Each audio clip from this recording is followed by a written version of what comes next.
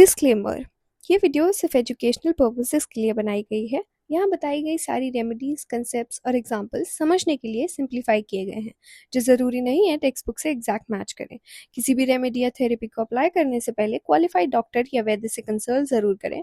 Self treatment ना करें। For awareness and educational only, Aranyaved. नमस्कार, वेलकम बैक टू आरण्यवेद। मैं देवांश गुप्ता आप सभी का स्वागत करता हूँ आरण्यवेद के यूट्यूब चैनल पर। अभी तक हमने अपने चैनल पर जो चीज़ें बताई हैं आपको, आयुर्वेद का एक बेसिक फॉर्मेट दिया है, फंडामेंटल्स के बारे में बताया, त्रिदोष के बारे में बताया है। आज की ये वीडियो कुछ खास है। आज की वीडियो के माध्यम से हम समझेंगे कि हमारी बॉडी में आखिर रोग आता कैसे है। हमारी बॉडी में जो दोष हमने बताए हैं वो इम्बैलेंस होने पर रोग कैसे आता है, किन किन कारणों से कोई भी डिसीज आती है, हम क्या क्या प्रिकॉशन ले सकते हैं और किस टाइम पे हमें डॉक्टर के पास जाना ज़रूरी होता है। इन सभी बातों को आज हम समझेंगे आज की इस वीडियो में। अब एक सवाल है कि अगर रोग एक दिन में अचानक से आता तो डायबिटीज़ तो फिर एक दिन में हो जानी चाहिए थी, या जॉइंट पेन भी एक दिन में हो जाता। एंजाइटी, ओवर थिंकिंग, माइग्रेन, ये सारी चीज़ें एक ही दिन में आ जाती हैं अचानक से। आयुर्वेद कहता है कि कोई भी रोग अचानक से नहीं आता। पहले रोग शरीर में बनता है, उसके बाद बढ़ता है, फिर एक दिन उसका नाम रख दिया जाता है। तो आज की इस वीडियो में हम समझेंगे कि रोग की उत्पत्ति होती कैसे है। इसके बाद हम समझेंगे कि जो हमने त्रिदोष के बारे में पढ़ा और धातु शब्द का जो हमने यूज़ किया था वो धातु होते क्या, एक बेसिक इंट्रोडक्शन देंगे हम धातु के बारे में। इसके बाद हम समझेंगे कि शरीर हमें क्या क्या संकेत देता है पहले से, कोई भी रोग आने के पहले।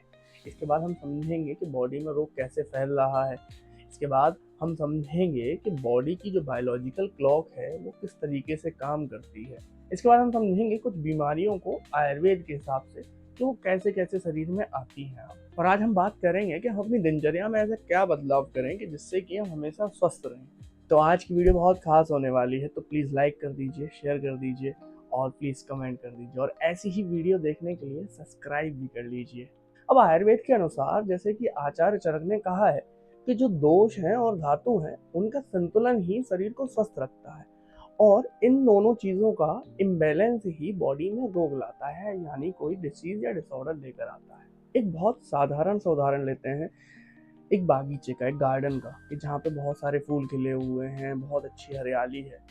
अब धीरे धीरे करके वहाँ पे कचरा डालना स्टार्ट कर दिया लोगों ने।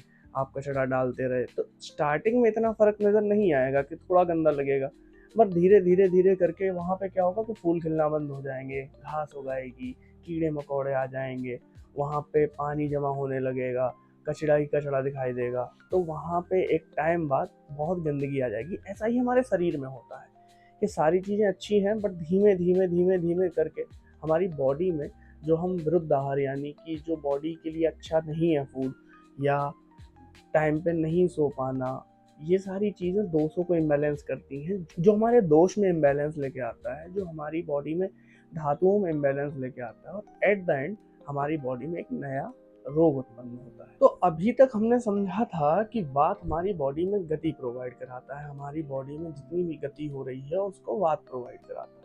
इसके बाद हमने समझा पित्त दोष के बारे में, जो अग्नि है, जो हमारी बॉडी के सारे मेटाबॉलिज्म करा रही है, ट्रांसफॉर्मेशन वाली सारी प्रोसेसेस करा रही है। इसके बाद हमने समझा कफ दोष के बारे में, जो बॉडी में इम्यूनिटी दे रही है, जो हमारी बॉडी में स्ट्रेंथ प्रोवाइड कर रही है। अब एक एग्जाम्पल समझते हैं कि किसी गाड़ी के टायर खराब हो गए जो उसको गति प्रोवाइड कर रहे थे, ठीक। इसके बाद उसका इंजन भी गड़बड़ कर रहा है जो उसको एनर्जी प्रोवाइड कर रहा था चलने के लिए। इसके बाद कुछ नट बोल्ट हैं उसके जो गड़बड़ हो गए हैं, जो ढीले हैं, अब वो भी खराब हो गए हैं। तो आप समझिए कि वो गाड़ी कितनी देर तक चलेगी। ऐसे ही हमारे शरीर में है कि दोषों का अगर इम्बैलेंस हो गया तो ऐसे ही एक समय बाद इम्बैलेंस होने की वजह से ज़्यादा समय तक हमारा शरीर हमारा साथ नहीं देगा। उसके बाद हम डिपेंड कर जाएंगे मेडिसिन्स पे, और फिर उसके बाद हम सुनेंगे कि अब हमें क्या करना चाहिए। तो ये तो बात कर ली हमने दोष के बारे में, लेकिन आयुर्वेद के अनुसार शरीर केवल दोषों से नहीं बनता। शरीर के 3 मेन स्तंभ बताए गए हैं, त्रिस्तंभ, जो कि हैं दोष, धातु और मल। यहाँ दोष शरीर को चलाता है, धातु शरीर को बनाता है, और मल शरीर की गंदगी को साफ करता है। अगर दोष हमारी बॉडी का इंजन है तो धातु हमारी बॉडी के बिल्डिंग मटेरियल हैं कि जिससे हमारा शरीर का निर्माण हो रहा है। आयुर्वेद के अनुसार शरीर में सप्त धातु होते हैं, 7 प्रकार की धातु होती है। रस, रक्त, मांस, मेद, अस्थि, मज्जा, शुक्र, और इसके बाद बनता है ओज, जिसके बारे में हम बाद में बात करेंगे। ओज मीन्स इम्यूनिटी होती है, और इन सब चीज़ों को हम धीमे धीमे करके बाद में समझेंगे। अभी हम समझते हैं इनके काम के बारे में। हम एक एक करके बात करते हैं धातु के बारे में। रस धातु की अगर हम बात करें तो शरीर में पोषण यानी न्यूट्रिशन पहुंचाने का काम करता है। अगर हम बात करें रक्त धातु के बारे में तो जीवन और रक्त का संचार कराने में मदद करता है। इसके बाद तीसरे नंबर पे आता है मांस धातु, यानी कि हमारी बॉडी की जो मसल्स हैं, जो हमारी बॉडी को स्ट्रेंथ प्रोवाइड करती हैं, जो चलने फिरने में मदद कराती हैं। इसके बाद मेद धातु, हमारी बॉडी के फैट टिश्यूज यानी एडिपोज टिश्यूज। इसके बाद अगर हम बात करें अस्थि धातु के बारे में, यानी हमारे शरीर का ढांचा, बोन्स। अगर हम बात करें मज्जा धातु के बारे में तो हमारे बॉडी के जो नर्व्स हैं या बोन मैरो से हम कंपेयर करते हैं। इसके बाद अगर हम बात करें शुक्र धातु के बारे में तो हमारे बॉडी की जो रिप्रोडक्टिव सिस्टम है उससे हम उसको कंपेयर करते हैं। अब जो भोजन हम खाते हैं वो धीरे धीरे अग्नि के द्वारा पचकर इन सभी धातुओं को न्यूट्रिशन प्रोवाइड करता है, जिससे कि हमारी बॉडी नॉर्मल चलती है। तो धातु के बारे में भी हमने समझ लिया और दोष के बारे में भी हमने समझ लिया, और इन सभी का जो वेस्ट प्रोडक्ट निकलता है वो हमारे शरीर का मल होता है, जिसके बारे में भी हम बहुत आगे चल के बात करेंगे, क्योंकि हमारे शरीर के त्रिस्तंभ थे, दोष, धातु और मल। तो अभी हम बात करेंगे कि अगर दोष इम्बैलेंस होता है तो कहाँ इफेक्ट होता है। जब हमारी बॉडी में कोई भी दोष इम्बैलेंस होता है, बिगड़ता है, तो सबसे पहले इफेक्ट करता है हमारी धातुओं को, और जब धातु इफेक्ट होती हैं तो हमारी बॉडी में कोई रोग उत्पन्न होता है। और इसीलिए आयुर्वेद कहता है, या आप किसी वैद्य के पास जब जाते हैं तो रोग का नाम बाद में पूछता है, उसके पहले वो बताता है कि आपके किस दोष में या किस धातु में इम्बैलेंस आया है। तो चलिए अब बात करते हैं कि शरीर में रोग की उत्पत्ति होती कैसे है। हम अपने वीडियो के मेन मुद्दे पे आते हैं कि शरीर में रोग आता कैसे है, शरीर में रोग की शुरुआत होती कैसे। आयुर्वेद के अनुसार 6 चरणों में यानी कि 6 स्टेप्स में हमारी बॉडी में रोग आता है। तो अब एक एक करके सरल भाषा में समझते हैं कि ये स्टेप्स होते क्या हैं। तो बात करते हैं पहले चरण के बारे में, संचय। संचय का अर्थ है कि सबसे पहले दोष जमा होता है, थोड़ा थोड़ा स्ट्रेस, थोड़ा सा लेट नाइट में जागना, ये सभी चीजें महसूस नहीं होती है, पता नहीं चलता है, पर दोष जमा होता रहता है। इसके बाद अगला चरण आता है प्रकोप। अब दोष बढ़ने लगता है, जैसे कि वात बढ़ेगा तो गैस बनने लगेगी, ड्राइनेस आएगी। पित्त बढ़ेगा तो एसिडिटी होने लगेगी, बॉडी में हीट फील होने लगेगी, बर्निंग सेंसेशन आएंगे। और अगर कफ बढ़ता है तो लेजीनेस आती है, हैवीनेस आती है, शरीर सिग्नल देना शुरू कर देता है, जिसे हम इग्नोर कर देते हैं बहुत अच्छे से। इसके बाद आता है तीसरा चरण। अब दोष अपने स्थान से बाहर निकलता है और शरीर में घूमने लगता है। ये वही अवस्था है जहां रोग हमारी बॉडी में बहुत ही मजबूती से फैलने लगता है। अब आते हैं अगले चरण पर, स्थान संश्रय। इसमें अब दोष क्या करता है कि शरीर के किसी भी कमजोर स्थान को पकड़ लेता है, किसी के पेट को, किसी की स्किन को, किसी के जॉइंट्स को, और वही रोग का घर बना लेता है, यानी वहां से रोग शुरू हो जाता है। अब आता है अगला चरण, जो कि है व्यक्ति। अब लक्षण स्पष्ट रूप से दिखने लगते हैं। डॉक्टर बोलता है कि एसिडिटी हो गई है, माइग्रेन हो गया है, साइनस हो गया है, आर्थराइटिस हो गया है, लेकिन आयुर्वेद कहता है कि रोग तो बहुत पहले शुरू हो गया था। अब आखिरी चरण आता है भेद। अब रोग कॉम्प्लिकेटेड स्टेज में जाएगा, वहां पर वो एक रोग से दूसरे रोग की उत्पत्ति कराएगा। इसीलिए आयुर्वेद प्रिवेंशन पर काम करता है और वो प्रयास करता है कि शरीर में दोषों का संचय ही ना हो, यानी कि हम पहली ही स्टेज से काम करना स्टार्ट कर देते हैं। अब एक बहुत इंटरेस्टिंग सी बात कि हम किसी भी स्टेज पे अपने शरीर में वो रोग होने से रोक सकते हैं। 6वें स्टेज पे तो कॉम्प्लिकेशन बढ़ जाएंगी। अगर हम दोषों को संचय होने से पहले ही अगर रोक दें तो हमारी बॉडी में रोग आएगा ही नहीं। हम जिस स्टेज पर भी प्रिवेंशन लेना स्टार्ट कर देंगे, हम उतना ही अपना समय और अपना पैसा, दोनों चीज़ों को बचा सकते हैं। डिसीज के एग्जाम्पल लेते हैं, जैसे कि अगर हम बात करें एसिडिटी के बारे में, जो कि आज बहुत ही कॉमन हो चुका है। एसिडिटी के लिए मॉडर्न साइंस कहता है कि हमारी बॉडी में एसिड बन रहा है, इस वजह से एसिडिटी हो रही है। वहीं आयुर्वेद कहता है कि पित्त का प्रकोप है, पर सवाल तो वही है कि पित्त क्यों बढ़ा, या हमारी बॉडी में एसिड क्यों बढ़ा, चाहे वो मॉडर्न की बात करें चाहे वो आयुर्वेद की बात करें।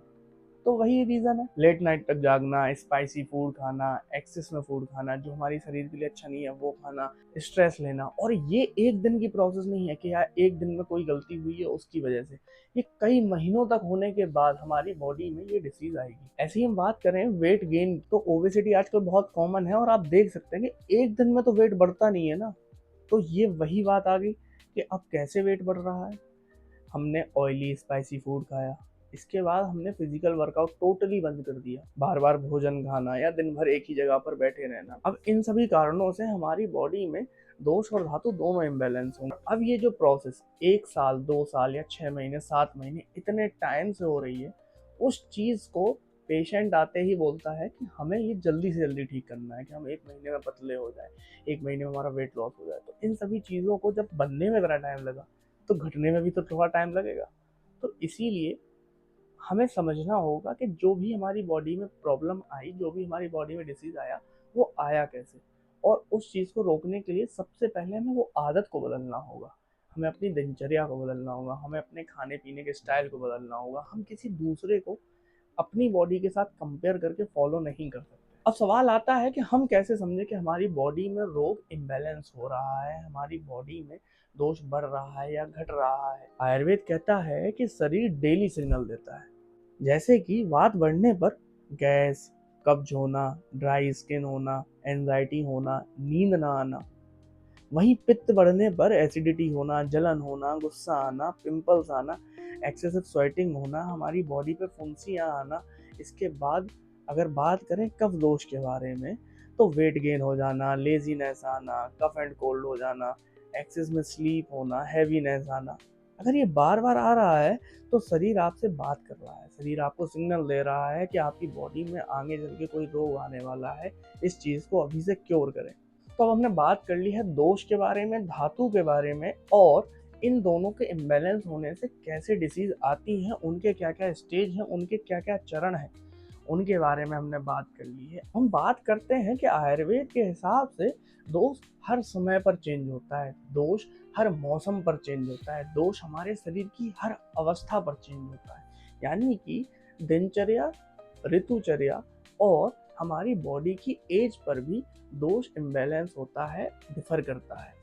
आयुर्वेद के अनुसार समय के हिसाब से दोष बदलते रहते हैं, जैसे कि सुबह 6 बजे से 10 बजे तक कफ का प्रकोप रहता है, 10 बजे से 2 बजे तक पित्त का प्रकोप रहता है और 2 बजे से 6 बजे तक वात का प्रकोप रहता है। ऐसे ही अगर शाम से लेकर रात की बात की जाए तो शाम को 6 बजे से 10 बजे तक कफ का प्रकोप रहता है, 10 बजे से 2 बजे तक पित्त का प्रकोप रहता है और 2 बजे से 6 बजे तक वात का प्रकोप रहता है। इसीलिए तो दोपहर का भोजन बहुत महत्वपूर्ण बताया गया, क्योंकि इस समय पित्त का प्रकोप रहता है और अग्नि सबसे अधिक रूप से सक्रिय होती है। अब बात करते हैं ऋतुचर्या के बारे में, किस किस सीजन में, किस किस ऋतु में कौन सा दोष प्रकोप में रहता है। बात करें वात दोष के बारे में, तो वात दोष वर्षा ऋतु में प्रकोप में रहता है। पित्त दोष की बात करें तो वो शरद ऋतु में प्रकोप पर रहता है और वसंत ऋतु में कफ दोष प्रकोप पर रहता है। और इसीलिए आयुर्वेद में ऋतुचर्या का विशेष रूप से महत्व बताया गया है। अब बात करें शरीर के एज के हिसाब से, यानी कि शरीर की अलग अलग अवस्थाओं के हिसाब से, तो बाल अवस्था में कफ का प्रकोप रहता है, युवावस्था में पित्त का प्रकोप रहता है और वृद्धावस्था में वात का प्रकोप रहता है।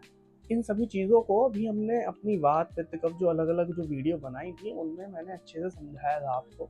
सबसे महत्वपूर्ण सवाल आता है कि रोगों से बचा कैसे जाए। अब इन सभी चीज़ों को देखकर, यानी आपकी दिनचर्या को, ऋतुचर्या को, आपकी लाइफ स्टाइल को देखकर इन सभी चीज़ों को डिसाइड करते हैं। तो अगर पॉसिबल है तो आप किसी वैद्य से या किसी अच्छे डॉक्टर से, जो केवल लिखता ना हो बोलता भी हो, उनसे कंसल्ट करें, उन कुछ चीज़ों को समझें कि क्या आपके लिए सही है और क्या आपके लिए गलत।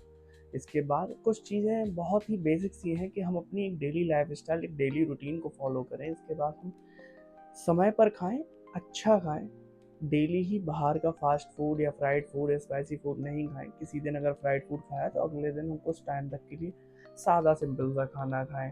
इसके बाद हम टाइम पर सोएं, एक प्रॉपर स्लीप साइकिल मेंटेन करके रखें। इसके बाद स्ट्रेस कम लें।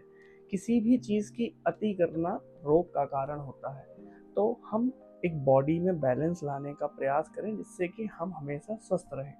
चाहे कोई भी पैथी हो, होम्योपैथिक हो, एलोपैथी हो, आयुर्वेद हो या हर्बल मेडिसिन हो, यूनानी मेडिसिन हो, ये सारी चीज़ें हम यूज़ करेंगे तो हमारा टाइम, हमारा पैसा, हमारा शरीर, इन तीनों पे इफेक्ट पड़ रहा है। तो इसलिए हम ट्राई करेंगे हम अपनी बॉडी को सुरक्षित रखें, और आयुर्वेद इसी चीज़ पे काम करता है।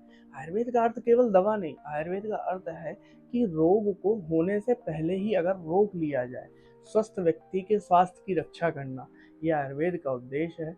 हमारा भी यही उद्देश्य है कि आप और हम स्वस्थ रहें। और जैसा कि आपने वात पित्त कफ वाली वीडियोस में या आज की इस वीडियो में समझा होगा, बैलेंस आने से केवल ऐसा नहीं है कि हमें शारीरिक रूप से, यानी कि हमारी बॉडी में कोई डिसीज आती है, ये हमारे मेंटल स्टेटस को भी, यानी कि चिड़चिड़ापन रहना, एंजाइटी आना, ओवर थिंकिंग होना, माइग्रेन होना, ये सारी चीज़ें भी आती हैं, जिसकी वजह से हम अपने काम पर फोकस नहीं कर पाते हैं, अपने लोगों के साथ अच्छे से बात करना, व्यवहार करना, इन सभी चीज़ों में प्रॉब्लम आती है। तो अगर हम स्वस्थ रहेंगे तो हम मानसिक रूप से, शारीरिक रूप से, दोनों चीज़ों से बेटर परफॉर्म कर पाएंगे।